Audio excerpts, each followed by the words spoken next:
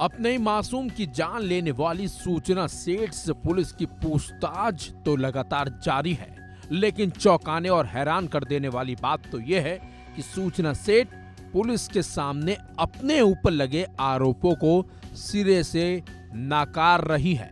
बल्कि सूचना ने तो पुलिस के सामने अपने बेटे की जान लेने की बात को सिरे से खारिज भी कर दिया।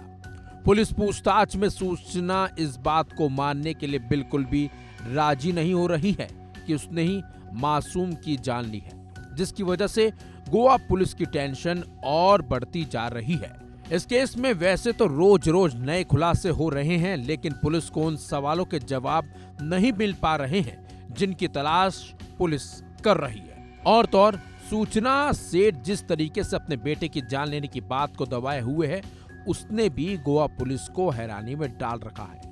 मासूम सी दिखने वाली सूचना सेठ ने पुलिस के सामने बेटे की जान लेने की बात को कबूल ही नहीं किया है। पूछताछ में भी सूचना ना तो घबराई हुई है और ना ही उसने ऐसे संकेत दिए हैं कि जिससे उस पर शक गहरा सके।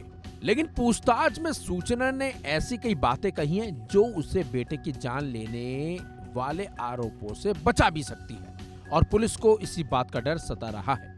दरअसल गोवा के एक सर्विस अपार्टमेंट में अपने 4 साल के बेटे की जान लेने की आरोपी और बेंगलुरु की कंपनी की सीईओ सूचना सेठ के बारे में पुलिस को मिली नई जानकारी हैरान कर देने वाली है। सूचना ने भले ही 10 दिनों के लिए होटल बुक कराया हो, लेकिन वो सिर्फ 5 दिन में ही होटल से चेकआउट कर गई थी।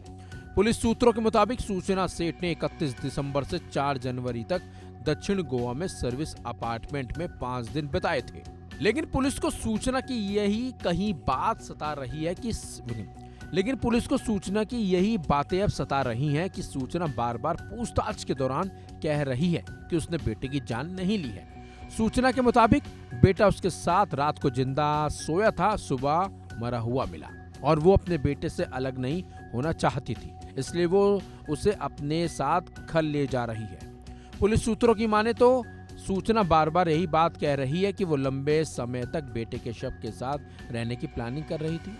पुलिस अधिकारियों को डर है कि सूचना इस आधार पर कोर्ट में सजा से बच सकती है कि उसकी दिमागी हालत ठीक नहीं है। अगर सूचना अपने बयान पर कायम रहती है तो सूचना अपने बेटे की जान लेने के आरोपों से कोर्ट में सख्त सजा से बच भी सकती है। पुलिस सूत्रों का कहना है कि अब सूचना के साथ नई पूछताछ में मनोवैज्ञानिक एक्सपर्ट की मदद ली जाएगी।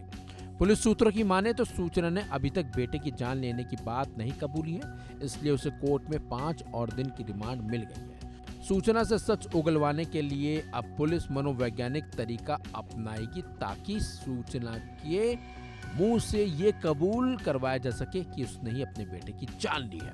फिलहाल इस खबर में बस इतना ही। अपडेट्स के लिए बने रहिए वन इंडिया हिंदी के साथ।